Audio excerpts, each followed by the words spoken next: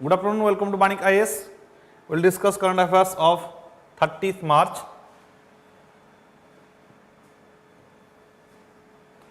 First topic is related to your cryptocurrency, right? Science and technology, cryptocurrency. Nowadays, cryptocurrency is in news because it is being widely used in throughout the world. Example, there are various examples of cryptocurrencies. The famous one is Bitcoin, Ripple. These are very famous. Ethereum. These are cryptocurrencies. So there are various issues regarding cryptocurrencies. First, cryptocurrencies is based on your blockchain technology, right? Blockchain technology, which is a new type of technology, which is highly secure, extremely secure. It is almost impossible to hack blockchain technology. Hence, it is almost impossible to create, to create false currencies, especially, that is we call that we cannot establish a parallel economy so far as cryptocurrency is concerned, right? So it is highly secure, it is safe, and transactions are through speed. For example, earlier if you are sending suppose 10 lakhs or 15 lakhs from USA to India, it will not come immediately, right? It was taking time. There are certain charges as well, but so far as cryptocurrency is concerned, the charges are very few and the transaction time is very less, and also it is highly secure. And this base of cryptocurrency is blockchain technology. Blockchain technology, the underlying technology of cryptocurrency. There are various issues regarding cryptocurrency. It is benefits I have told. It is efficient, it is secure, it is, you cannot imitate a cryptocurrency, you cannot fake currency. The issue of fake currency, that will not occur in cryptocurrencies. It is digital currency, right? Easy to transact. A person sitting in India can immediately trade all over the world, right? By cryptocurrencies, it is becoming the world currency, right? But the problem with cryptocurrency is that it is volatile. Volatile means it do not have any authority who controls it. For example, in case of rupee, there is RBI. In case of dollar, there is Fed Reserve of USA. But in case of cryptocurrency, there is no such underlying authority or central authority who controls cryptocurrency, right? So that is why it may have, another thing is that it may have some impact on the monetary policy of our country because it is changing, right? It is a new type of control. Earlier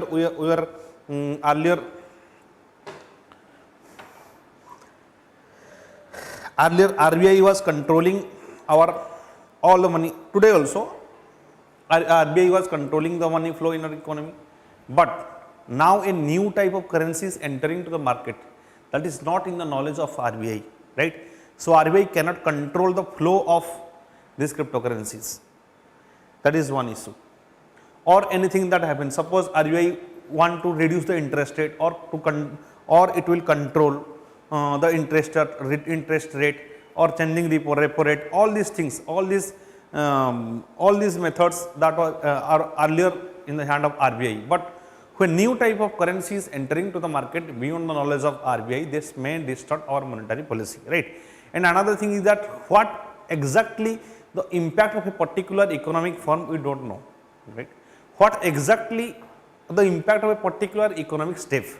For example, what is the particular economic repercussions of demonetization? Nobody knows, right? For example, 2008 financial crisis in USA, subprime crisis.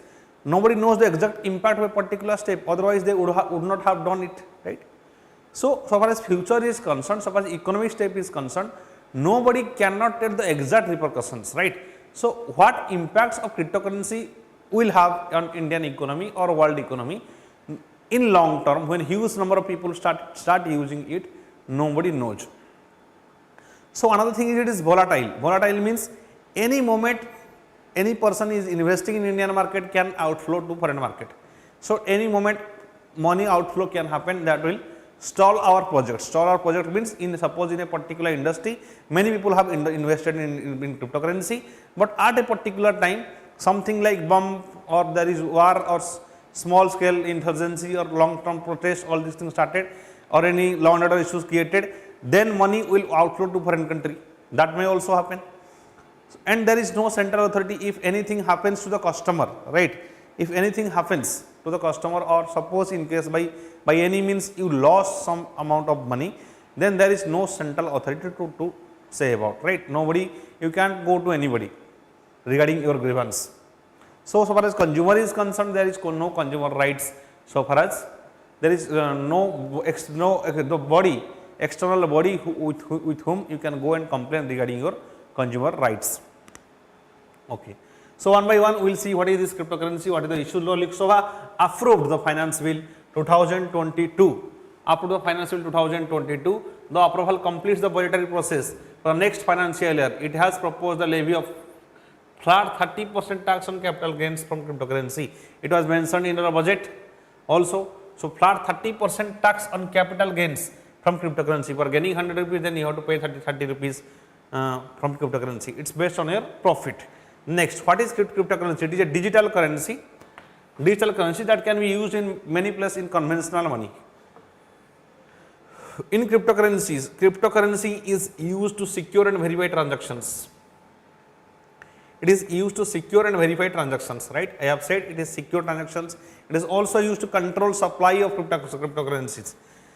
It is supported by decentralized peer-to-peer network. Decentralized peer-to-peer network called as blockchain. Decentralized means its blockchain is like a chain.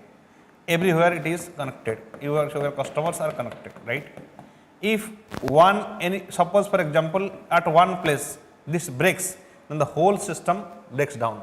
So if there is a particular hack happens, that means whole blockchain system will going to fall down. That is cryptocurrency. That is why we call as decentralized peer-to-peer network. Peer-to-peer means only two people can connect. No third party can even interfere. That is highly encrypted. If you are sending money to one A to B, if A is sending money to B, then no third party can interfere in between. So it is highly secure. It is highly encrypted. That is why we call as peer-to-peer. Then the first cryptocurrency, Bitcoin, launched in 2009 by Satoshi Nakamoto. He has started first cryptocurrency in 2009. So remember this name. They may ask Satoshi Nakamoto. He was created the first cryptocurrency.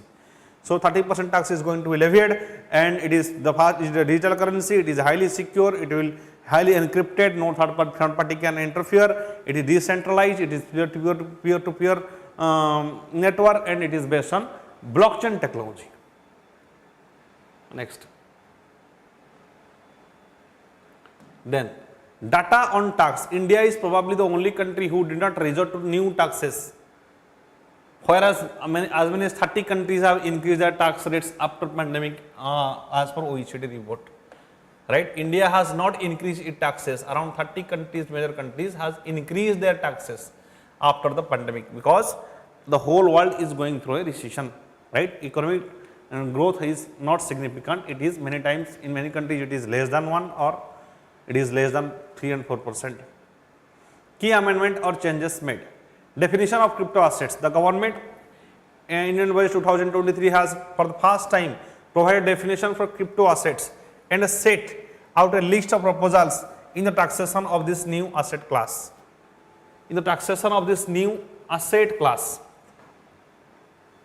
Coverage. The tax proposal covered all emerging digital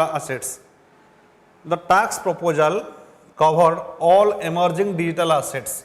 Including non-fungible tokens, NFT, and assets in metaverse, digital currencies, tokens, among others. So there are various, all type of online transactions regarding cryptocurrency, they have to be taxed according to Union Budget. The tax deducted at source, the budget said that 1% TDS, tax deducted at source, 1% TDS will be applicable on payments made on the transfer of digital assets. So 1% TDS will be there, and among all type of transactions in cryptocurrency, there are taxes will be imposed. And another thing is that India is the only country who has not imposed any taxes after the pandemic, and all other major countries, around 32 major countries has increased their tax rates and imposed new taxes, but India is continuing the same tax regime. Okay. Loss from the transfer of virtual digital assets. It will not be allowed to set up against the income arising from the transfer of another VDA in the proposed amendments. It will not be allowed to set up against income arising from transfer of another VDA. That means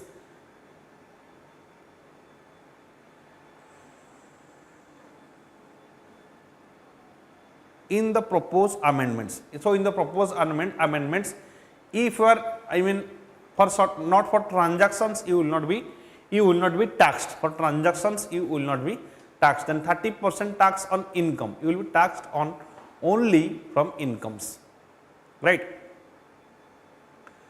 The government will define virtual digital assets with a view of levy of 30% tax income from all transfers such as assets. The section 115 BBH was introduced in financial 2012-2020 to inter alia tax transfer of VDAs, right. Capital assets, the amendment seeks to clear ambiguity by inserting new subsections which applied to 247 definition to transfer VDAs respectively, whether they are constructed as capital assets or not, right. These virtual digital assets which we call as VDAs, virtual digital assets, there are various forms and they are newly introduced as capital assets, and that will be the subsection will determine, the definition will determine whether a particular asset, digital asset, is a asset or not. Okay. Next, infrastructure cost incurred in the mining of virtual digital assets including cryptocurrencies will not be allowed as deduction by the taxman. Incurred in the mining of virtual digital assets, including cryptocurrencies will not be allowed deduction by the taxman. So, only taxation will be on the profit, right, not on the infrastructure. Then penalty, deduction of surcharge and cess which has been claimed and allowed to the taxpayer will be deemed to be underreported income and will attract 50% penalty, right. If you are deducting surcharges and cess, if you are subverting them, then there will be 50% of penalty. They can voluntarily declare such classification and avoid penalty, right. So, whatever assets you have, whatever digital assets you have, you can voluntarily report and you can avoid the penalty of 50%. The retrospective amendment to the income tax from 2005 to 2006, the finance bill has proposed retrospective disallowance of deduction of surcharge and cess under section 40 with the effect from financial year 2005 and 6. Citing some court rulings that has given benefit to taxpayers claiming cess as expenditure and not tax. The tax department said that retrospective amendments is being done to correct the anomaly, right. Retrospective amendment means you are amending, if you are, suppose today you are making a law and you are saying that from tomorrow it is going to be implemented, that is fine, but retrospective means that will be implemented from back date, So, so far as income tax is concerned, retrospective allowance has brought, and that says that disallowance of deduction of surcharge and cess, you cannot deduct surcharge and cess that you have to pay to the government. Cess is especially, it is levied for a specific purpose, right, for a specific purpose. Okay. Next, some issues with the amendments, double taxation, the proposed amendment on taxation of virtual digital assets could possibly lead to no transactions, transaction in virtual digital being subject to TDS or TCS under the provisions of the section 194S and section 194O, thereby leading to double taxation. So, there is probability of double taxation that will hamper the investor. You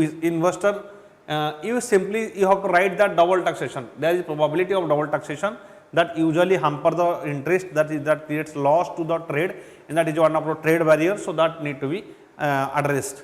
Some tax experts opine that it may be possible to set up crypto losses against crypto gains. It may be possible to set up crypto losses. So in cryptocurrency, there may be also losses and not only the gains. Set up losses means adjusting the losses against the profit or income of that particular year. This provision is available in the stock investments. That means suppose in a particular month you are profiting around 30 rupees. In another month you lost minus 10 rupees. So the cumulative free profit will be 20%. So it is recommended that you impose tax on this 20% of profit. You impose, that is 30% of this 20 rupees. That you have to impose, right? That is how. So it may be adjusted. If in a particular time it is high and there is negative growth, then that need to be adjusted for the sentiment of the investor or the private player. Then set up losses. Then the meaning of the phrase transfer was unclear as definition of the term provided under section 2 applied only to relation of capital assets. The definition of the phrase transfer was unclear. So especially this new law, or it is completely new, nobody has any such experience of cryptocurrency, it is newly developing, hence there are various ambiguities in the various provisions of the law that need to be addressed gradually. Benefits of cryptocurrency: inherent security, use of pseudonyms and ledger systems, concealed identity is anonymous. That means it is anonymous. It is the major problems of cryptocurrency. That means earlier what was happening for counter terrorism, various steps were taken to track the transactions, banking transactions. So if you are receiving funds from various countries, then there is a probability that you are indulging or some illegal activities, right? So but now you can transfer money via cryptocurrency and nobody will know about it. So this will facilitate illicit activities, right? Illicit activities. Earlier financial transaction is one of the biggest way to track terrorism, but now when it transfers to cryptocurrency, it becomes anonymous and nobody can track who is sending money to whom, and that will help the terrorist and non-state actors. Then low transaction cost, this is the benefits, very low fees charges in the transactions. Lack of interference from the banking system. Outside the ambit of banking system, there is no such banks which control cryptocurrency. Low entry barriers, no entry barriers unlike conventional banking system. For example, if you want to invest in dollar, then there will be some procedures, but here directly you can go and invest in the cryptocurrencies. Universal recognition, lot of cryptocurrencies are accepted in many nations. Universal recognition. What are the concerns and challenges of cryptocurrency? First is security risk, cyber attacks on wallets, exchange mechanism, crypto hijacking, that may be possible, right? There is something called one type of attack is called as 51% of attack. So far as 51% of attack this is possible in case of cryptocurrency, and also that can be hacked and that can be. So if anything happens, then whom you will approach? If any security risk happens in case of the cryptocurrency, then whom you will approach, that is the cause of concern. There is no central authority, there is no authority who controls cryptocurrency, so it is a big risk. Then seal to crime, used for illicit trading because of anonymous nature, criminal activities and organized crimes. Then threat to Indian rupee, yes, that will have impact on monetary policy. If a large number of investors invest in digital coins rather than rupee based saving, right, like provident funds on demand of the latter will fall, right? Obviously demand of Indian rupee will fall.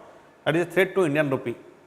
Then lack of liquidity and lower acceptability outside the traditional banking system. So that is a big problem. What will happen, we don't know. Anything may happen as repercussions. Price volatility, prone to price in fluctuations and waste of computing power. Waste computing power, price fluctuations. It is highly volatile. Cryptocurrency is highly volatile. You may must gain or you may lose a lot, right? Money may flow anytime from one, from one investor, from one company to another company, one country to another country as well. Lack of consumer protection, no dispute settlement mechanisms, and control securities and exchange board of India. There is no control under Security and Exchange Board of India. That's why RBI has started a proposal of digital currency, right?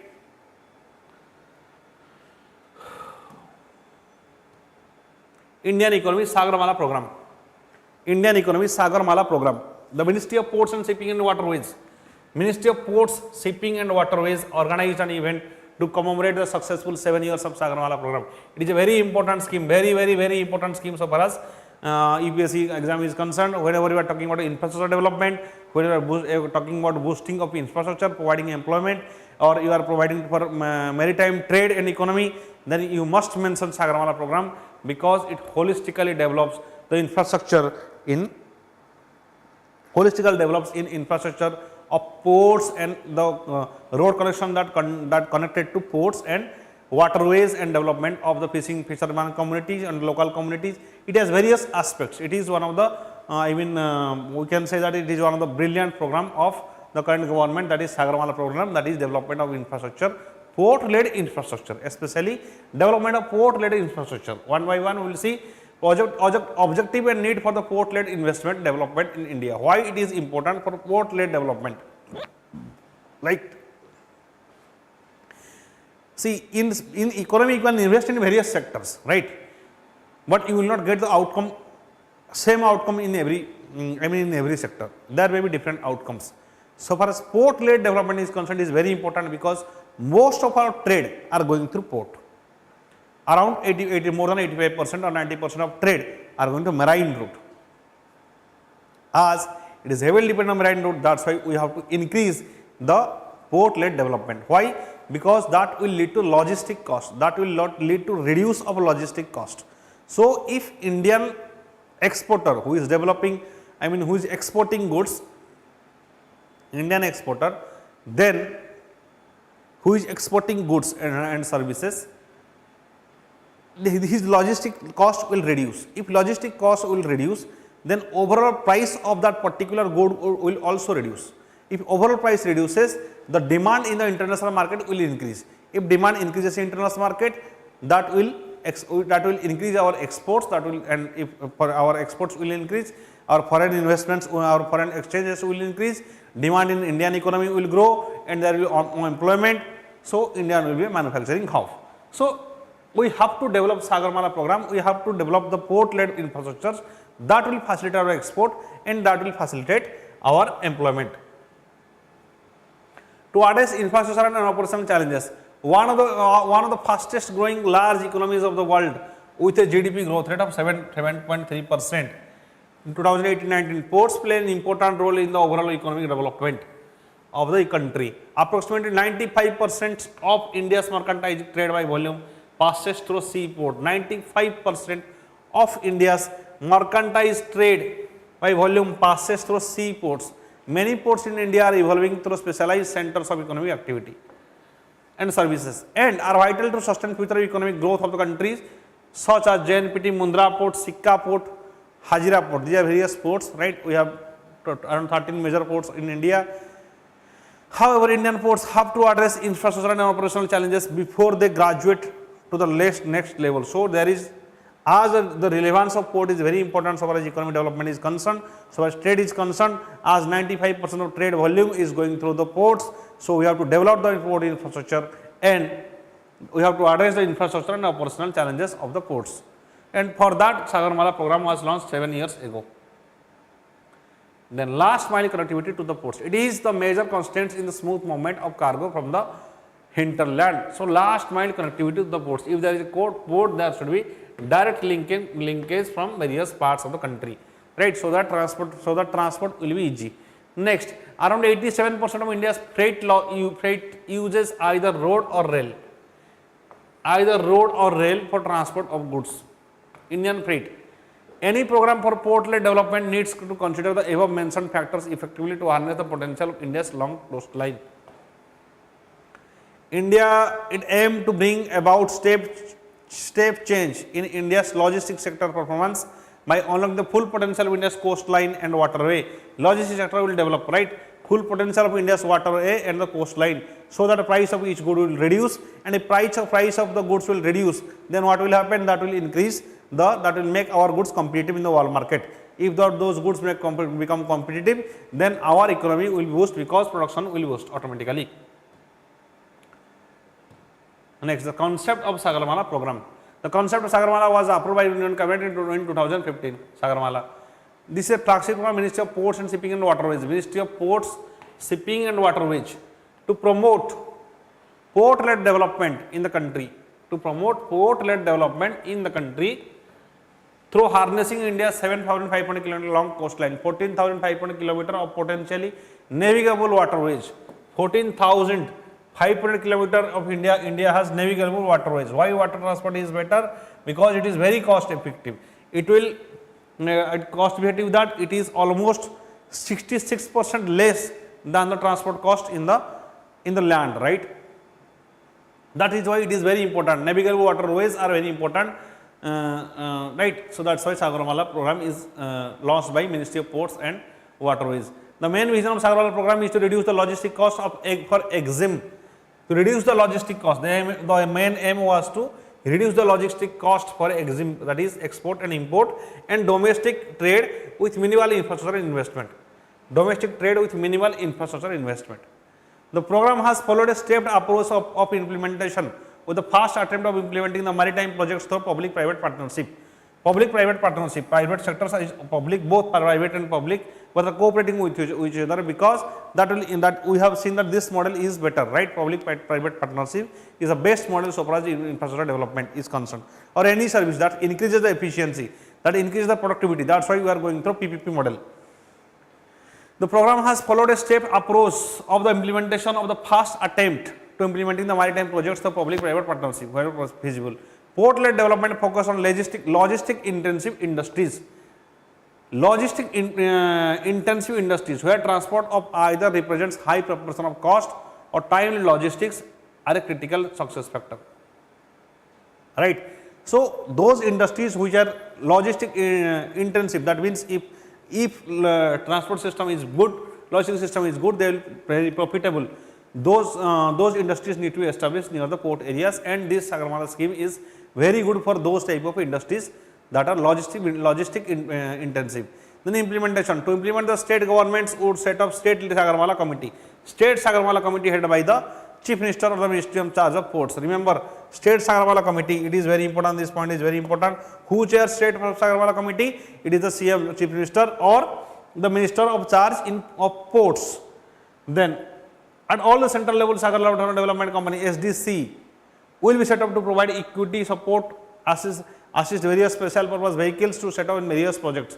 So at central level Sagarmala Development Company, SDC, it will set up to provide equity support to assist various special purpose vehicles, SPV, to set up for various projects, right? Various special purpose vehicle centers, there will be a Sagarmala Development Company that will allocate various projects to different public PPPs or different special purpose vehicles. Special purpose vehicle means 2 and 3 private players and will come together, or government will come together. They will set up a new industry for a particular project, right? So there is a big project, a new industry will be created by the collaboration of 2 and 3 private sectors and also the government sector. So together they will work. So what happens if in a SPV, in a special purpose vehicle? In a special purpose vehicle, what happens? Every company has certain advantages, right? If somebody is lacking money, somebody is lacking manpower, somebody is lacking machineries, then all this in a special purpose vehicle, every company will basically they work with their respective, advantages, so that they can implement in a better way.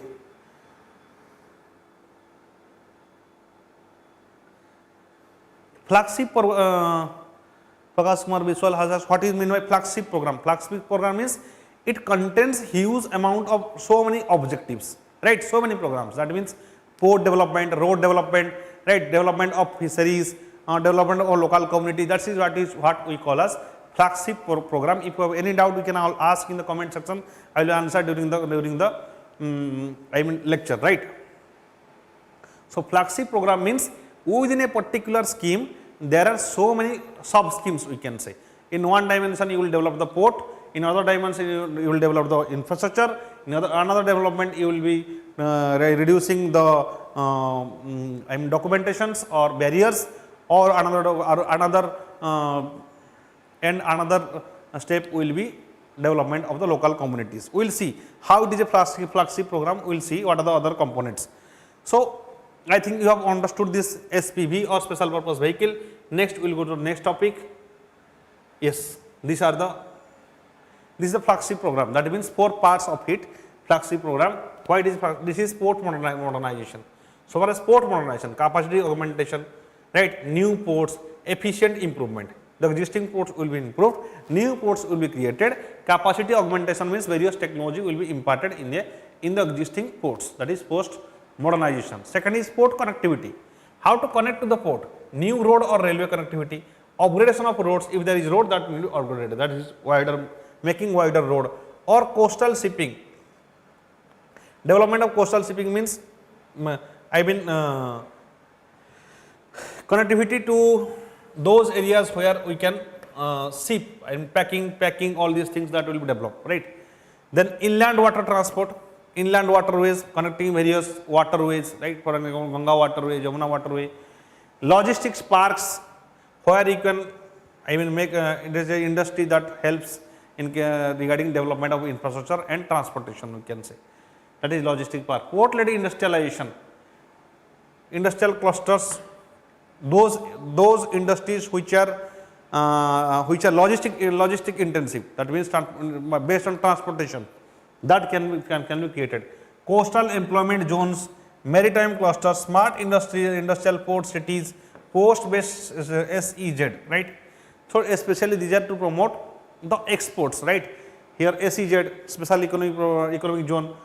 So in those areas, these are for export purposes, and taxation will be reduced. So port led, in one part is port led connectivity, second is port led industrialization, third is port modernization, and third is coastal community development, skill development of those people, because if in a particular area port development occurs, there various skills are required. So skill development, if you develop the skill of local people, what will happen? You will get good skilled people with low salary, right. With low wage, you will get huge number of people, skilled people, that will improve your productivity, right. And you don't have to, so the investment will be less by the government, will give the investors or the private players, they will get more profit, and that will increase the investor, that will increase the investor attraction. And coastal tourism projects, development of fisher harbor, fish processing centers.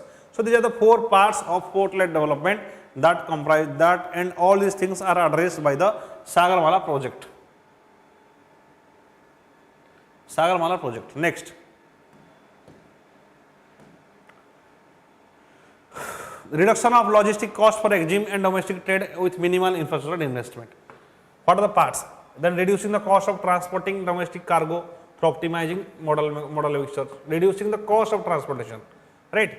One part is how we can increase the export and import. How we can increase the export and import? One is reducing the cost of transportation, so that price of the good will reduce. If price of the good will reduce, then Indian people will also use so many products with the same price. Optimizing the time, cost, and EXIM content or movement. Time and cost, right? That we should be optimized. Optimized means cost need to be reduced. Then lowering logistic cost, bulk commodities, locating industrial capacities near the coast. So if you are developing those industries which are logistic intensive industries, then that will help you. That is help in lowering the logistic cost. Then improving export competitiveness by developing port proximate discrete manufacturing clusters. Export competitiveness, improving the export competitiveness by developing port proximate discrete manufacturing clusters. So some manufacturing industries that can be invested near the port, so that the export will increase, manufacturing sector will develop. So these are the various parts of our EXIM. This EXIM scheme for EXIM, that is export and import. Performance data shows that 180 projects of worth 5.4 lakh crore under Sagarmala program targeted to be executed by 2035, out of which 194 projects worth 99,000 crore have been completed. 194 projects of 90,000 crore have been completed. 802 of 5.48 lakh crore will be completed under within 2020-35 under Sagarmala program.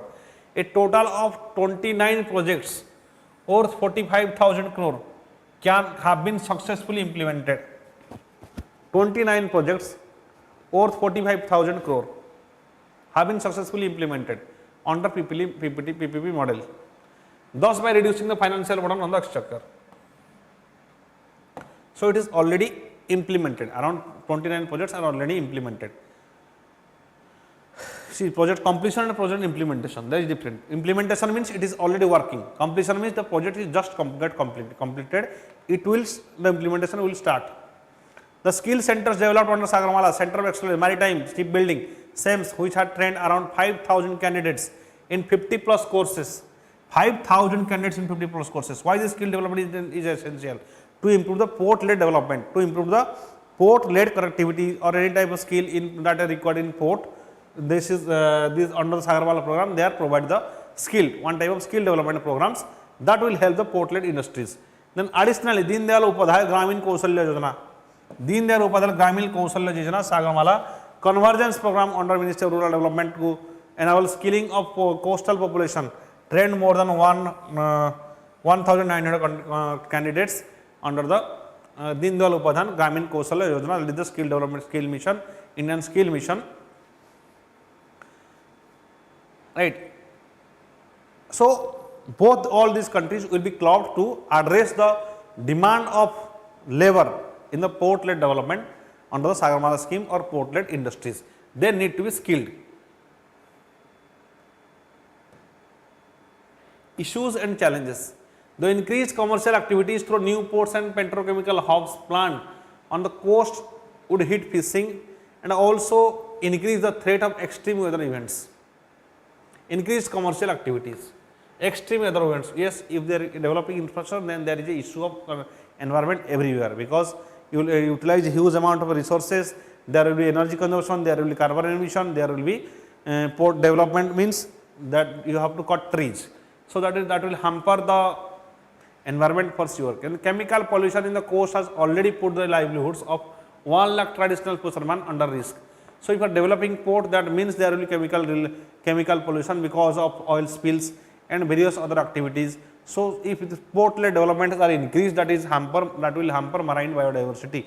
If marine biodiversity will hamper, then fishery communities, they will face the crisis. Then port-led development, you may ask your doubts in the comment section and I will answer. Port-led development projects are facing a serious financial crisis. Yes, way forward. The coastlines are densely populated zones and vulnerable to storms, tidal surges and floods. Coastlines are densely populated zones, vulnerable to storms and yes. So, if there climate change happens, then there will be problem, because already the coastal population, they are suffering because of the rise of sea level. So, if you are increasing the infrastructure development, there is chances of climate change, and if climate change increases, then there is a risk of the risk to the coast, the densely populated coastal regions people, right. Any major intervention should be made only after serious consideration of multifaceted implications. So, environmental impact assessment, that need to be done. What are the implications of a particular actions or development of a particular project, that need to be studied from an environmental point of view, and if that is critical, that should not be done. So, we have to make development, port-led development, but that must be made sustainable development, right. And we must assess the environmental cost of these projects. You know, numerous economic evaluation. So, not only the numerous economic evaluation, but also we should evaluate a project under the basis of environmental damages. The country urgently needs a port-led development policy in keeping with the cargo volume and profile. Our cargo volume is increasing, our day-to-day consumption of goods and services are increasing, exports are also increasing. So, we have to develop along with the sectors of transportation. We have to develop the port because of economic growth, the users of our population is increasing, right. So many startups have already created. We have created so many startups, and we have already, by making India and Urban Bharat, we have to channelize their export, otherwise it will not sustain in the world market. So, making it pan India or pan world, we have to make every possible actions, or we have to take various actions to increase their area of selling products, right. That is why we have to you have to develop this Sagarmala. The country urgently needs port-led development. Successful implementation can be a game changer in the terms of savings, employment and generation. And value creation. The private sector would need to play a huge role in the such mammoth investment and materialize. Private sector can play a huge role, right? In everywhere private sector, everywhere you are writing an answer, you must mention the role of private sector because that is very important. They are big investors because government has limitation to invest, right? Government do not have so much resources to invest in capital sector. Government because have to do various revenue expenditure as well. So government has a limitation. That's why you need the help of private sector everywhere. In health and education and in business, we are taking the help of private sector. So why not in infrastructure? That's why you have to also include the private sector in the infrastructure to increase the efficiency and to reduce the cost. Next topic is Project Unnati.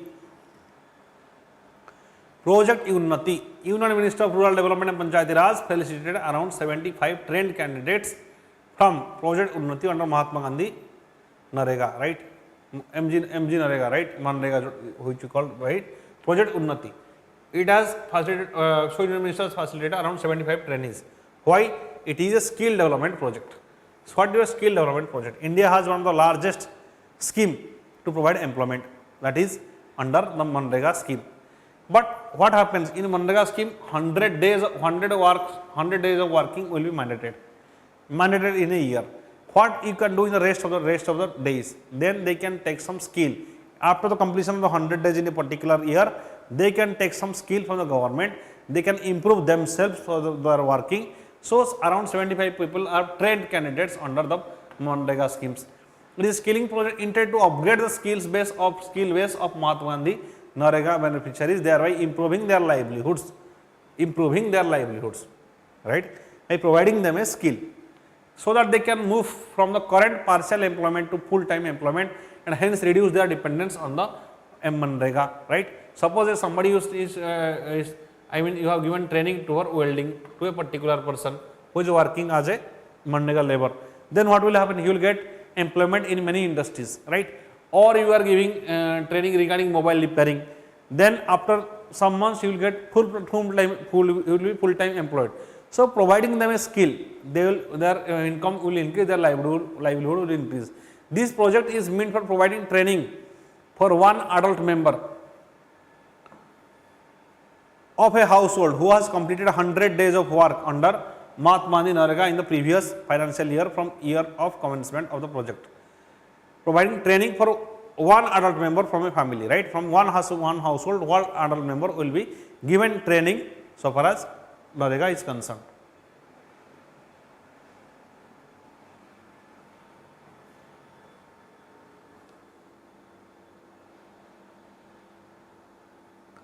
I have discussed what is flagship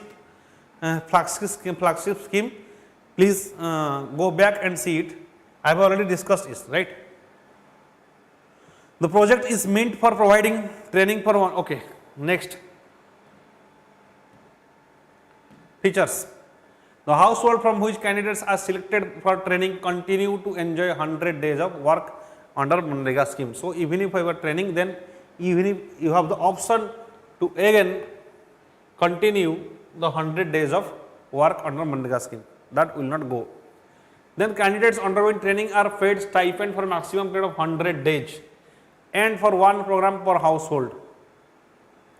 They are also paid stipend. If you are undergoing a skill program, you will also get stipend, right? And that will be maximum period of 100 days. You will take the training and one program per household as per wage rate prevailing in the concerned state. The full expenditure towards the stipend against the wageless compensation are entirely borne by the central government. So all these stipends will be borne by the central government. So any Manrega people who have already worked 100 days, they can take a training and they will get the stipend from the government. Total 2 lakh beneficiaries shall be imparted training under this project in the span of 3 years, 26 states and 2 union territories. So in 2 union territories, 26 states, around 2 lakh beneficiaries who are working under Manrega will get the benefit, right? They will take the training, they will get the benefits of this training. Then significance. The whole purpose of the project is to connect the rural people to the various available livelihood opportunities and lead them to self-reliance and sustainable development. Self-reliance, self-sufficiency of the rural people, and by giving them a skill. Gandhiji has been saying this again and again, that skill the people, because we cannot provide employment just by education. So, we have to skill people in with various skills, so that will increase their livelihood ways, because just as working as rural labor or a labor, you will get the minimum wage. When you are skilled, your livelihood will increase. It is improving the livelihoods of the neediest Mahatma Gandhi Manrega beneficiaries by providing a skill, either self-employment or for the wage employment. That means self-employment means, suppose government will guide them regarding cultivation of mushroom, that is self-employment. In what ways you should cultivate mushroom so that you will get maximum productivity. What are the chances of losses? What you should not do? What you should do? All these tricks will be provided by the government, right? Okay.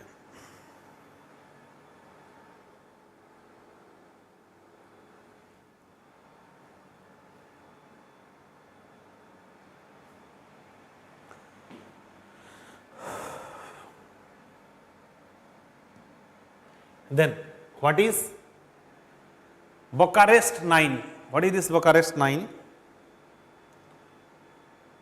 Recently, the envoys of rejected Russian claim that which have been amplified by the Chinese about eastward expansion of NATO.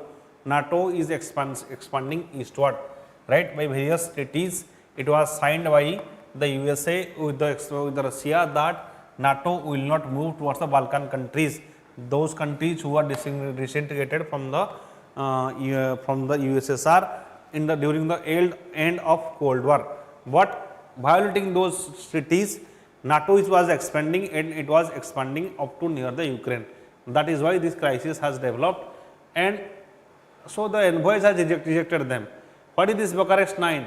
It is a group of 9 NATO countries in Eastern Europe that become a part of US-led military alliance.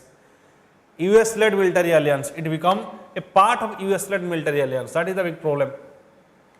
What is the problem? See the name of these countries. One is Poland. All these countries, this is Romania, Poland, Hungary, Bulgaria, Czech Republic, Estonia, Latvia, Lithuania. All these countries were once part of USSR, right, before 1990s. But in 1990, they got separated and this USSR got disintegrated, and all these countries declared their independence. Once upon a time, they were part of USSR, but now they are developing their relationship with USA, and they have already become the members of NATO. Finally, when Ukraine was becoming members of NATO, which was close to the area of Russia reacted. Right. This B9 or Bucharest format, often abbreviated as B9, was founded in November 4, 2015, takes its name from Bucharest, the capital of Romania. The capital of Romania is Bucharest. In UPSC may ask it, because indirectly they will ask the capital. Capital of Romania is Bucharest. The group was created on the initiative of Klaus Iohannis, who was the president of Romania in 2014, Andrzej Duda, who became president of Poland 2015, and high level meeting in the states from Central and Eastern Europe in Bucharest, right. In Bucharest, this meeting was started, that is why it is Bucharest 9. The members of B9 are Romania, Poland, Hungary, Bulgaria, Czech Republic, Baltic republics like Estonia, Latvia, Lithuania. So, all these members which are earlier the members of USSR, but after disintegration they have included in the NATO. All the members of B9 are part of European Union and not other linked organization, that is NATO. It is also regarded as voice of eastern flank of NATO alliance, voice of eastern flank of NATO in the NATO alliance. Next,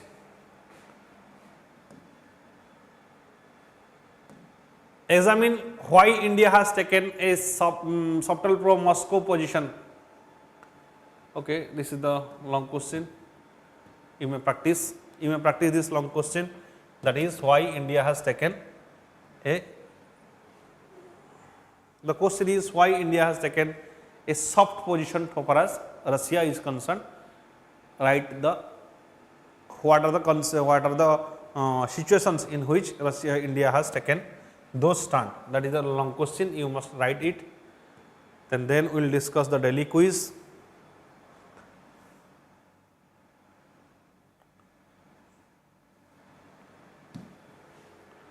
Delhi quiz, right? Which the following cases handled the Central Bureau of Investigation, that is created under the Delhi Special Police Establishment Act, CBI, right? It's not an independent, it is not a statutory body, or it is just it is created under Delhi Special Police Establishment Act. What are the following cases? Cases of corruption and fraud committed by public servants. Obviously, it is handled by CBI. Economic crimes including bank frauds, yes, economic crimes. So, the 2G scam, these are economic crimes, bank frauds. Then kidnapping or ransom crimes committed by mafia and the underworld, bomb blasts and sensational homicides. So, so all these jurisdictions are coming under the purview of CBI, and it can investigate in any of this matter. So, 1, 2, 3, 4, all these answers are right. Whenever you watch such type of options, then you can get each type of such type, then you can get all type of this, I mean what are the, suppose there is, what are the purview, causes, repercussions, in all such cases all of the above is generally all of the above is answer, right? But please mark in detail the options. Second question, Project Unnati scheme. I have already discussed here Project Unnati, that is skill development, that is with Manrega, MGNREGA, right? MGNREGA scheme. After completion of 100 days of work under Manrega scheme, any person who is interested, he can join the training program under Manrega scheme, that is Project Unnati, and they can develop their livelihood, right? They can increase their skills, and so that they will get permanent employment in some industries. That is Project Unnati, and government is targeting to skill at least 2 lakh Manrega laborers within next 3 years.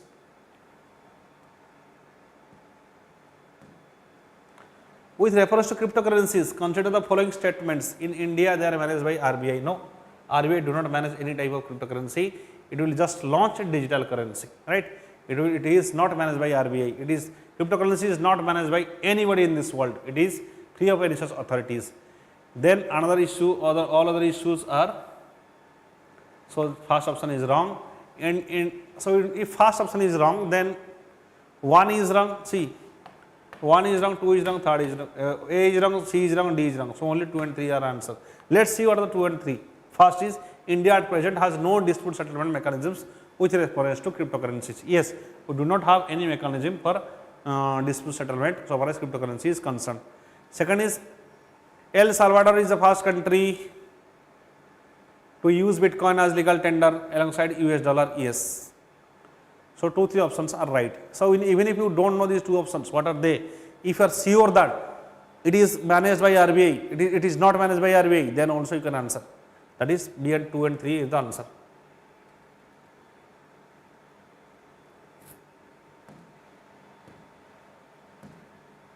With reference to nano fertilizers, consider the following options. Better crop productivity, reduces the crop cycle period and increases crop yield. Nano fertilizers, right?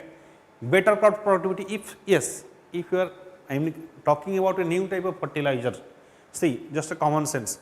If you are developing something new, then that must be improve efficiency. It's a common thing. So if you are developing nano fertilizer, that means it has better crop productivity, right?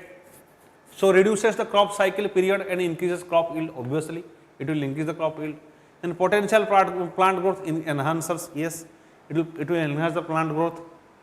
Which the following statement is not correct? Remember, it is not correct, but this is correct. Low cost compared to conventional fertilizers. This is wrong. Nano fertilizers so the no low cost heitanta. Had it is of no cost, then many people would have been used. So initially it is not low cost, so this is wrong. Low absorption capacity. It is nanoparticles. Nano fertilizers means it will very fine and that will absorb in the nano level. So how can we can say that it is low absorption capacity? So by common sense we can say that these 2 options cannot be right. So answer is 4 and 5. These are the 2 options which are wrong. Then next question. Consider the following statements about Basavana. Basavana is, it is in Tamil Nadu and especially southern India, that is Tamil Nadu or Karnataka. He was the, the leader of religious guru of Lingayats or Nayanars Bhakti saint. He was a Nayanars Bhakti saint, reformer and philosopher, right? It is the right answer, reformer and philosopher. Nath Panthis group was founded by whom? No, Lingayas you can say. Now also he was, so this is wrong, Nath Panthis is not founded by him. Nayanars, he was one of the Bhakti saint of Nayanars. He was contemporary of Raja Krishna Deva Rai. No, it is during the Kalachuri rulers or in the 12th century. In the 12th century, Vasavana was, he was alive and he was preaching his religious ideas. So this B option is the right answer, only one is the right answer. So today here the lectures end. Like this video, share this video and subscribe to Vanik-Ias. Encourage us to continue this program. Thank you.